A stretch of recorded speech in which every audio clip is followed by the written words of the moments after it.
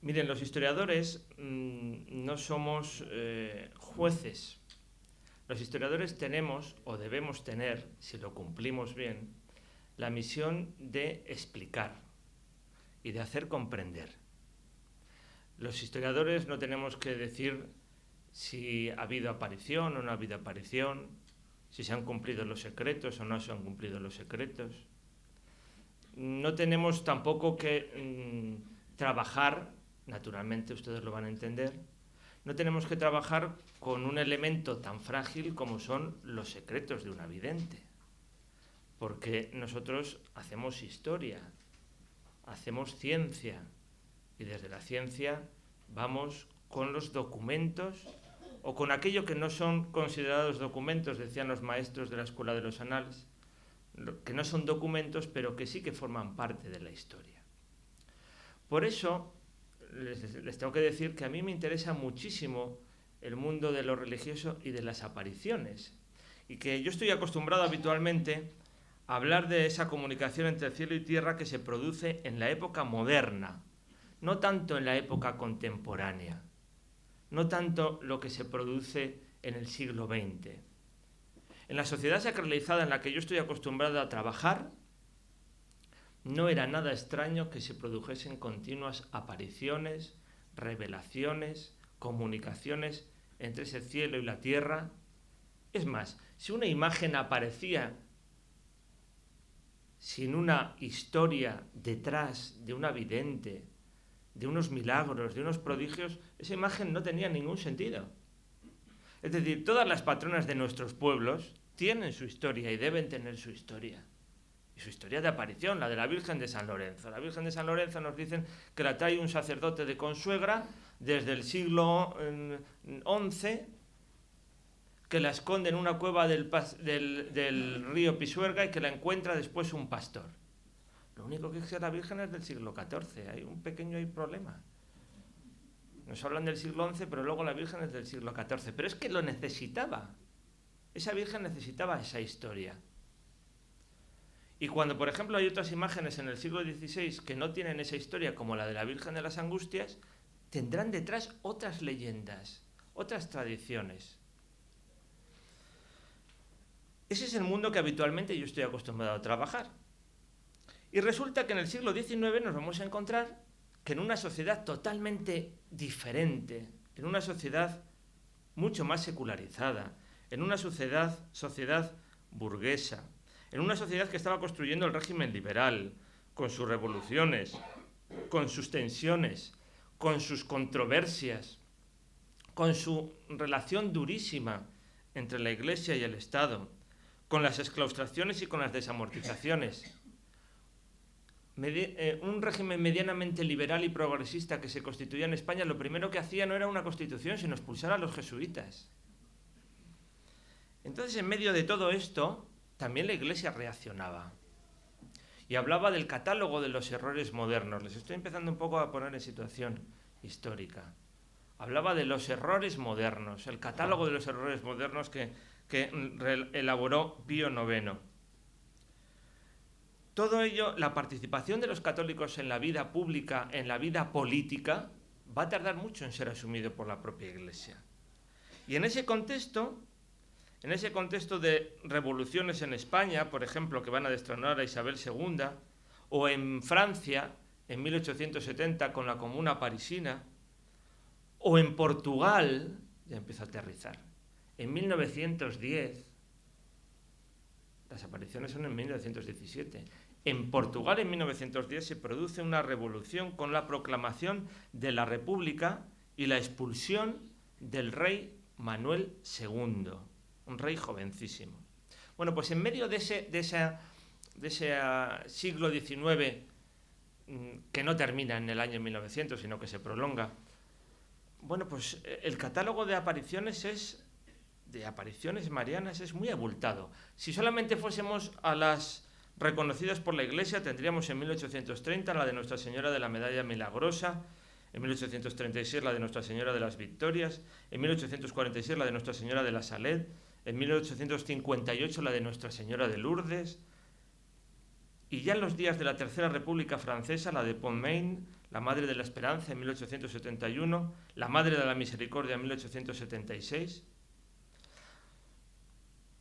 En una sociedad bien distinta se siguen produciendo estos fenómenos. Conviene también definir y contextualizar todas estas apariciones que suelen tener casi siempre, en un contexto difícil, un mensaje de penitencia, de conversión, de una llamada a la confesión, a aquellas prácticas religiosas que no se practican, valga la redundancia, a rezar el rosario.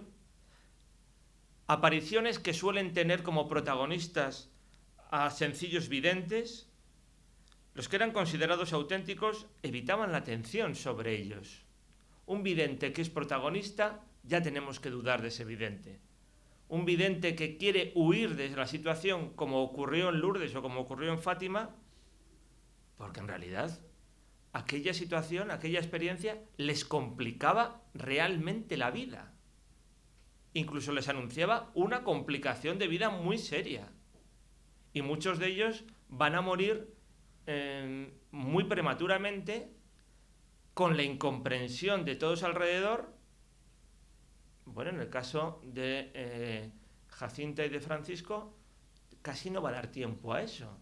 Pero piensen ustedes cómo fue la vida de Bernadette en el convento. Porque lo peor que pueda ocurrir en un convento es que una monja haya tenido este tipo de experiencias y las otras no. Y eso es lo que le ocurrió a Bernadette. También el lugar de las apariciones. Suele ocurrir en lugares apartados, en lugar de silencio, en áreas o regiones donde las creencias religiosas han sufrido importantes ataques, sucesos que servirán para construir en un futuro un santuario. Mensajes que se encuentran bajo las coordenadas de la penitencia, de la conversión, del arrepentimiento, de la oración. Y además las apariciones van acompañadas de signos milagrosos, que ayudaban a confirmar que eran auténticas. Eventos que eran inexplicables a nivel humano. Más tarde vendrán las curaciones de las enfermedades mortales, pero también las curaciones de las enfermedades espirituales. Por ejemplo, el caso de aquel judío convertido por la medalla milagrosa. Incluso sucesos sobrenaturales que vieron muchas personas, como el milagro del sol en Fátima. Pero fíjense, en un momento, cuando estaba escribiendo esta conferencia, se me ocurrió, digo, la cosa es que tendría yo que ver si en el norte de Castilla se dijo algo en 1917 en todo esto. No, el norte de Castilla en el 17 no, pero en el 18 estaba muy ocupada, y en el 19 y en el 20 sobre todo, con unas excursiones que se realizaron en Valladolid al santuario del Santo Cristo de Limpias. Muchos vallisoletanos fueron a Limpias a ver cómo aquel Cristo sudaba sangre y padecía, aquel Cristo de la agonía. Y se constituyó en Valladolid, no por una, ni dos, ni tres personas, la Asociación del Cristo de Limpias. Es decir, estábamos viviendo en un momento en que todas estas experiencias de carácter espiritual, religioso, profundo, no bien aceptados por todos, incluso dentro de la Iglesia, bueno, pues se estaban multiplicando. Descendamos un poquito más a lo que nos ha congregado, a Fátima. Bueno, las apariciones de Fátima tuvieron que ver en un contexto político y geográfico enormemente complejo. Estamos en guerra en ese momento, en el año 1917. Llevamos ya 3 años en guerra en Europa. La Gran Guerra. Fíjense, esto de la Primera Guerra Mundial ha venido después, denominación después. Entonces, en aquellos momentos no había vivido el mundo una experiencia semejante. La Gran Guerra, es como lo llamaban. Se veía venir porque desde el año 1870-71 se había producido un enfrentamiento muy fuerte entre Francia y Alemania, con victoria de Alemania frente a Francia. Francia se encontraba en una situación de vergüenza nacional frente a lo que había experimentado frente a Alemania. Es un tiempo de potencias, de enfrentamiento de potencias coloniales, y el punto ya final es cuando en el año 14, a finales de junio, se produce el asesinato en Sarajevo del heredero a la corona austriaca, el archiduque Francisco Fernando. Y en Portugal, que fíjense Portugal dónde está, ¿Dónde está? España era neutral en la Gran Guerra. Portugal entró después, porque además Portugal tenía una serie de compromisos con Gran Bretaña. Siempre ha tenido muchos compromisos con Gran Bretaña. Bueno, pues Portugal había iniciado un camino diferente, como les he dicho antes, en 1910, cuando se proclama la República, y casi nadie defiende al rey Manuel II, que era un jovencito, que además se había hecho cargo del trono en 1908, cuando habían matado a su padre, el rey Carlos I, y a su hermano mayor. Se había tenido que hacer cargo del trono de Portugal. Portugal es el segundo país europeo en aquellos momentos. Esto es muy importante. Las apariciones de Fátima no se entienden si no se hace el contexto histórico, que es a lo que yo he venido. Yo no he venido a hablar del mensaje, sino del contexto histórico. Portugal es el segundo país europeo después de Francia que se consolida con un régimen republicano duradero, siguiendo el modelo francés de la Tercera República. Y en ese modelo francés de la Tercera República hay un elemento fundamental, y es las medidas anticlericales de gran calado. Y eso es lo que va a vivir Portugal en los primeros años de la República. 1910, 1911, 1912, 1913, etc.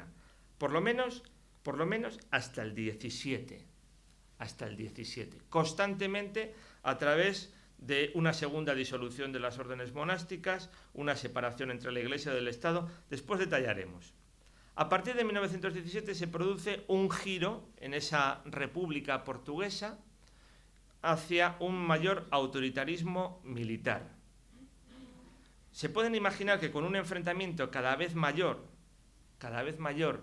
entre la élite que gobierna republicana y un pueblo portugués profundamente religioso, la República sea vista con mucha desconfianza por parte de los católicos portugueses. Luego leeremos un texto de Unamuno muy bonito sobre cómo los republicanos portugueses no estaban entendiendo nada de cómo había que hacer la revolución.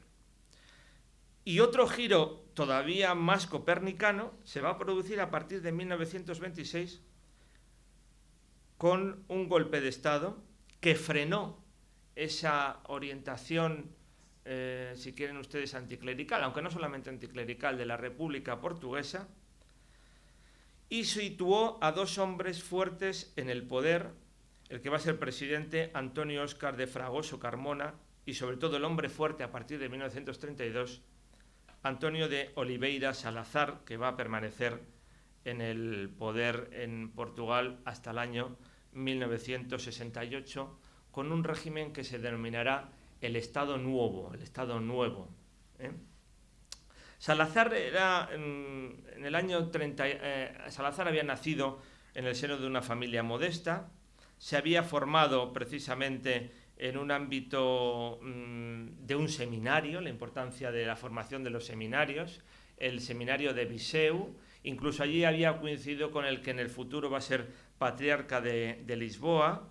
Era un hombre intelectual, un hombre que pretendía una regeneración, una serie de cambios por la vía intelectual, que escribía en los periódicos, que daba su opinión en los periódicos, que participaba en cierta forma de un giro que se había producido en la Iglesia a partir de León XIII, cuando se publica la primera encíclica social, la Rerum Novarum, y que cuando se produce ese giro copernicano del año 26 se convierte en ministro de Finanzas. Es un hombre riguroso que aplica la austeridad en el gasto, muy práctico, y que salva la economía portuguesa, y eso le vale que en el año 32 se vaya a convertir en el primer ministro.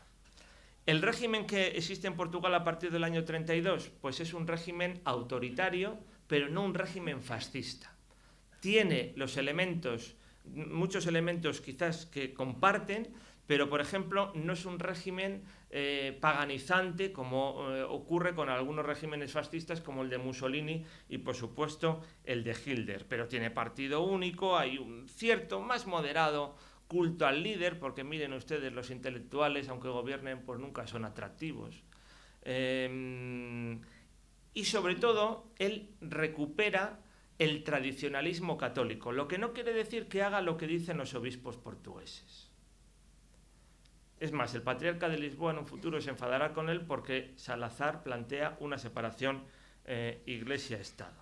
Pero para Salazar, Fátima va a ser un elemento importantísimo en su gobierno y en su ideología. Y Fátima empezó a entrar en la mitología, entiéndanme la palabra mitología, de lo portugués y de lo nacional portugués a partir de los años 30. Las apariciones habían sido en el 17, a partir de los años 30. 3 elementos decía Salazar, creo que tengo por aquí la frase. Dice, en Portugal tenían que coincidir 3 cosas como símbolos del Estado. Fátima para la religión, canciones sobre el fado para la nostalgia y el fútbol para la gloria de Portugal. Pero esos 3 elementos. Bueno, les he puesto ya un poquito en situación general de lo que ocurre en Portugal. En el momento en que se producen las apariciones de Fátima, año 1917, ha habido una trayectoria republicana muy fuerte, sobre todo desde el punto de vista anticlerical. Y después eso va a cambiar a partir del 26 y sobre todo en el 32 en un régimen autoritario donde el tradicionalismo católico tiene una importancia básica. Primera idea que tienen ustedes que tener en cuenta. Pero además tienen que tener en cuenta otra cosa. Coincidiendo estas cosas que tiene la historia. El 13 de mayo de 1917 se producen las primeras apariciones de la Virgen. Otra cosa es lo que se piensa del año 16 con el ángel, etc.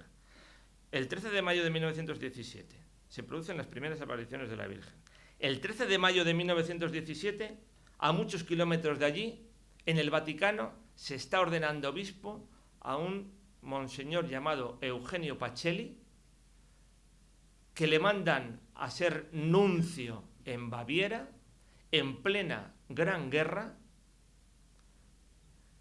que va a ser nuncio en la Alemania posterior de la posguerra y va a ser incluso nuncio en el momento de la ascensión de Hitler al poder. Y va a estar en Alemania en el momento en que Pío XI va a escribir una encíclica sobre el nazismo. Pero es que además en el año 1939 este señor se va a ser elegido por los cardenales como el Papa Pío XII. En Fátima, aparición de la Virgen a 3 pastores. En el Vaticano, ordenación de Eugenio Pacelli, futuro papa que va a consagrar el mundo al Inmaculado Corazón de María. Ya veremos la importancia que tiene esto. Bueno, aunque se han producido las apariciones, aunque la Virgen les ha pedido a esos niños. Les repito, los historiadores no estamos para decir si se producen o no se producen las apariciones. Los historiadores vemos que en cuanto algo provoca unas consecuencias históricas, merecen nuestra atención. Y esto va a provocar unas consecuencias históricas. Bueno, pues pide que efectivamente los 13 de los meses siguientes estén allí. Y en el 13 de julio se va a producir la supuesta revelación de 3 profecías. 3 profecías, ojo, que no las va a revelar Sor Lucía, la única vidente que va a sobrevivir hasta el año 1941, las 2 primeras. Y hasta el año 1943 el obispo de su diócesis no la mandará a escribir el famoso tercer secreto.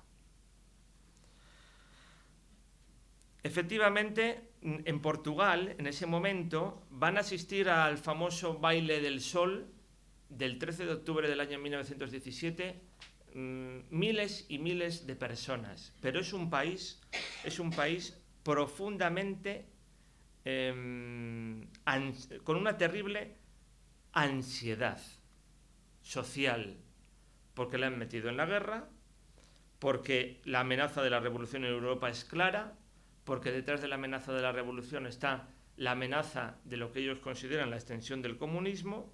Por lo tanto, no es extraño que en aquellos mensajes tuviesen un carácter claramente apocalíptico. Y además esa población, como les he dicho antes, volviendo un poco al año 17, es una población que se ha visto limitada por las medidas de sus gobernantes.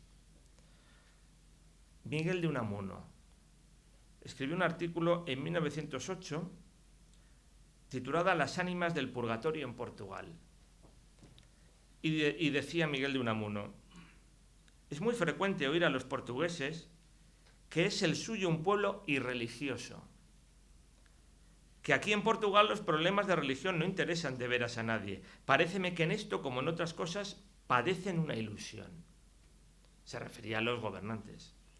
En pocas partes hay una linde tan profunda, una separación tan grande, esas son palabras mías, como la que aquí hay entre la población rural, entre el genuino pueblo portugués campesino y las clases cultas o pseudocultas que habitan en las ciudades.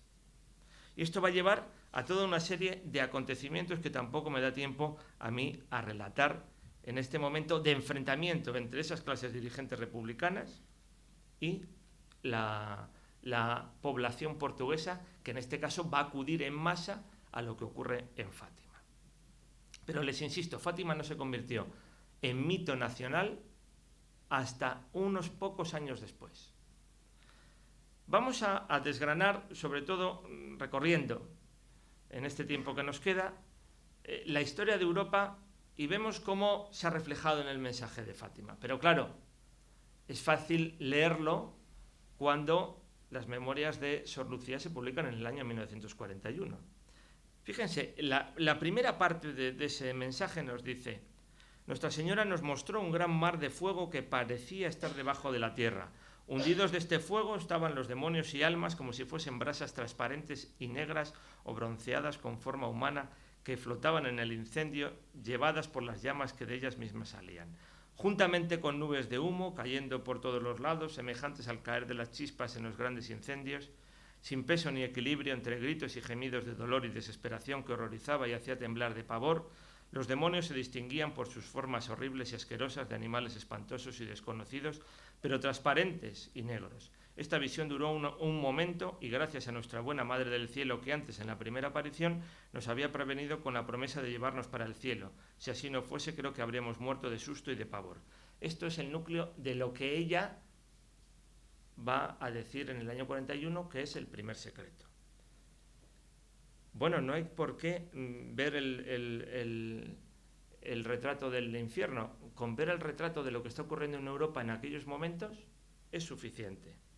¿Se pueden ustedes imaginar que aquella gran guerra, después de una escalada bélica imparable, que llegó por el sistema de alianzas a incluir dentro del conflicto mundial a casi todos los países europeos, aquella gran guerra que al principio era de infantería, pero después se llenó de ametralladoras, trincheras, gases tóxicos, morteros, lanzallamas, batallas aéreas, que era de gran extensión temporal, que era de gran extensión geográfica, que morían no solamente soldados, sino también población civil, que provocó 9 y 10 millones de pérdidas humanas, que provocó un descenso de natalidad terrible y que va a terminar con una situación de desequilibrio, de vencedores y vencidos. Eso no es un mensaje realmente apocalíptico que se producía en aquellos momentos. Eso es el contexto en el que se produjeron las apariciones de Fátima. Y precisamente en esas apariciones de Fátima y en ese mensaje continúa escribiendo Sor Lucía. Pero a posteriori: visteis el infierno por donde van las almas de los pobres pecadores. Para salvarlas, Dios quiere establecer en el mundo la devoción al Inmaculado Corazón. Si hicieran lo que digo, se salvarán muchas almas y tendrán paz. Es decir, el mensaje decía: si no quieres que ocurra otra vez esto, pues tendrá el mundo que consagrarse al Inmaculado Corazón de María. ¿Qué ocurrió después de la guerra? Pues después de aquella gran guerra que termina en una situación de, repito, vencedores y vencidos. Si antes les decía que Alemania había vencido en 1870 y Francia había perdido, ahora Alemania era la humillada. Aquellos felices años 20 que fueron una ensoñación, aquella burbuja con una crisis económica, aquel deterioro de las democracias occidentales, diferentes versiones de regímenes autoritarios, eso ocurrirá en los años 20. No todos fascistas, pero sí un deterioro profundo de las democracias, incluso en Francia y en Gran Bretaña. La aparición de regímenes fascistas tan claros como el de Mussolini. Aquí sí que había partido único, propaganda, movilizaciones, control de masas, burocracia dócil. Unos apoyaban a Mussolini porque si eran obreros, porque desconfiaban de la izquierda socialista que se había metido en los parlamentos. Otros, si eran clase media burguesa, porque en Italia y en Alemania no había colonias y por lo tanto la crisis lo estaba haciendo pasar muy mal. Y si la clase era superior, burguesa superior, pues temían el contagio revolucionario, porque a todo esto, yo no lo he dicho hasta ahora, pero en el año 17, en Rusia, había habido 2 revoluciones. Una en febrero, burguesa, y otra en octubre, bolchevique. De ahí van a nacer la futura Unión Soviética, no de forma de repente, sino que hubo todo un proceso en todo eso. Bueno, pues a pesar de que Europa había vivido todo lo que había vivido del 14 al 18, nos encontrábamos en los años 30 en una nueva escalada bélica, incluso con ensayos. ¿Qué fue la guerra de España? Nada más que un ensayo de lo que iba a ocurrir después. A unos les apoyaban unos y a otros les apoyaban otros.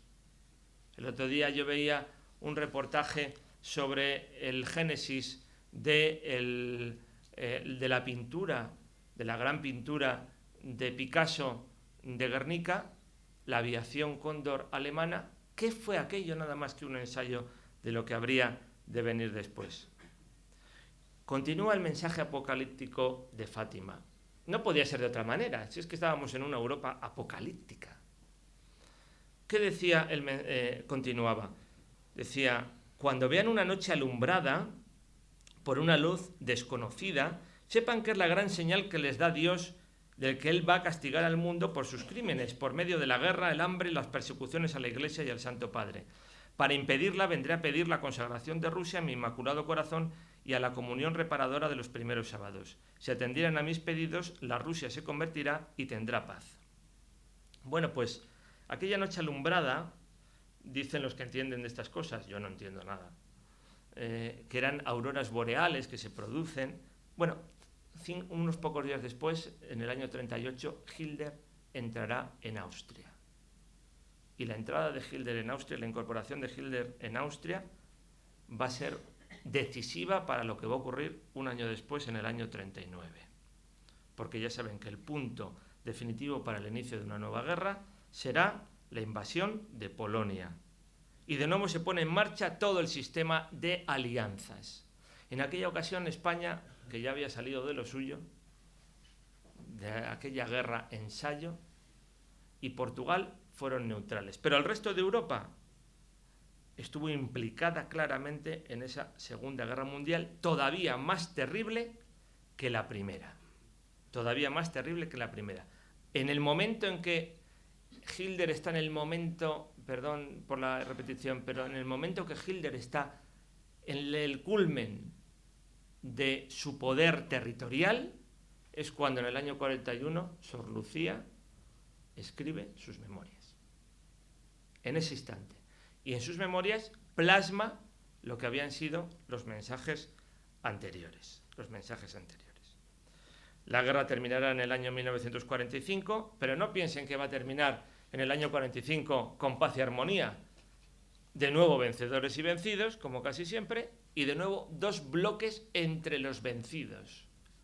En lo que hemos conocido todos, en lo que hemos vivido todos, 2 bloques diferentes. El mundo capitalista vinculado a las democracias occidentales y el mundo comunista vinculado a la Unión Soviética, ya una Unión Soviética consolidada, una Unión Soviética que ha purgado a todo lo que tenía que purgar. El bueno de Stalin, es una forma de hablar, ha sabido eliminar a todos sus opositores convenientemente. Y continúa Sor Lucía con el mensaje de Fátima. Si no esparcirá sus errores por el mundo, se refiere a Rusia. Rusia estaba en la mitología de todo esto, ¿no? promoviendo guerras, persecuciones a la Iglesia, los buenos serán martirizados, el Santo Padre tendrá mucho que sufrir, varias naciones serán aniquiladas, por fin mi corazón inmaculado triunfará, el Santo Padre me consagrará a la Rusia que se convertirá y será concedido al mundo algún tiempo de paz. Bueno, es verdad que Pío XII, que les repito, les insisto, había sido consagrado obispo. Qué gran figura política es Pío XII. Sobre todo en el mundo que le tocó vivir, en el mundo que le tocó vivir. Bueno, pues es verdad que Pío XII había sido consagrado obispo ese 13 de mayo de 1917 y que durante su pontificado, de forma unilateral, consagró a la humanidad en 2 intentos al Corazón Inmaculado de María. Ya conocía ese mensaje. Y además también sabemos que Pío XII va a proclamar el dogma de la Asunción de la Virgen en el año 1950. Pero fíjense, decían que el mensaje de Fátima todavía quedaban más cosas y que no se podía revelar hasta más allá del año 1960. La verdad es que esto es más fácil de analizar cuando ya toro pasado. Pero en ese momento, ¿qué quería decir ese tercer mensaje? Hasta 1960 o más allá de 1960. ¿Qué peligros se estaban produciendo en ese mundo a partir del año 47, 48, 49? La OTAN, el Pacto de Varsovia, 2 bloques, las distintas crisis en la Europa del Este, la expansión del comunismo en China, la gran crisis en Alemania en el año 1961 que llevó a la construcción del muro de Berlín, pero antes el golpe de Praga del 48, la máxima tensión en Hungría en el año 56. Bueno, tenemos que en el año 60, incluso ese comunismo había traspasado las fronteras de Europa. Y en el año 60 nos encontramos una crisis muy fuerte fuera de Europa, en las fronteras de Estados Unidos, con el nuevo régimen de Fidel Castro, la crisis de los misiles, que pone en jaque, en medio de un peligro de guerra nuclear, a todo el mundo. En ese momento ha sido elegido Juan XXIII. Juan XXIII ha convocado un concilio. Algunos en la Iglesia habían dicho, ¿un concilio contra quién? Es que la Iglesia no estaba acostumbrada a convocar concilios contra nadie. Siempre en contra de alguien, reaccionar a los protestantes, al mundo liberal. No, si el Vaticano II no iba a ser contra nadie. Bueno, pues con este Papa y con Kennedy en los Estados Unidos y Nikita Khrushchev en la URSS, se produce esta crisis de los misiles. Y algunos siguen pensando que efectivamente ese tercer secreto traía o anunciaba o proclamaba una guerra nuclear que estaba como a las puertas. Es verdad que eso se superó aquella crisis y se abrió el Concilio Vaticano II en el año 62 y comenzó la renovación de la Iglesia, el ayornamiento, y que después todavía la política de bloques va a durar mucho a pesar de la dificultad y la insostenible carrera de armamentos. Decía Sor Lucía en el año 43, escribo un acto de obediencia a ti, mi Dios, que me mandas por medio de su excelencia reverendísima, el señor obispo de Leiria, y de vuestra y de mi Santísima Madre, después de las 2 partes que ya expuse, los anteriores supuestos secretos, vimos el lado izquierdo de Nuestra Señora un poco más un ángel, con una espada de fuego en la mano izquierda. Al centellear despedía llamas que parecían iban a incendiar el mundo, pero se apagaban con el contacto del brillo que de la mano derecha expedía Nuestra Señora en su encuentro. El ángel, apuntando con la mano derecha hacia la tierra, con voz fuerte decía, penitencia, penitencia, penitencia. Y vimos en una luz inmensa, que es Dios, algo semejante a cómo se ven las personas en el espejo. Cuando delante pasó un obispo vestido de blanco, tuvimos el presentimiento de que era el Santo Padre.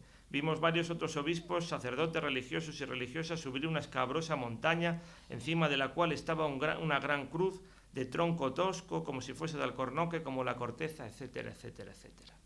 Este es el texto que se dio a conocer un 13 de mayo del año 2000 y que era el así nos lo explicó también la Congregación para la Congregación para la Defensa de la Fe, entonces presidida por el cardenal Ratzinger y con secretario como Monseñor Tarcisio Bertone, nos explicaron que este era el tercer secreto de Fátima.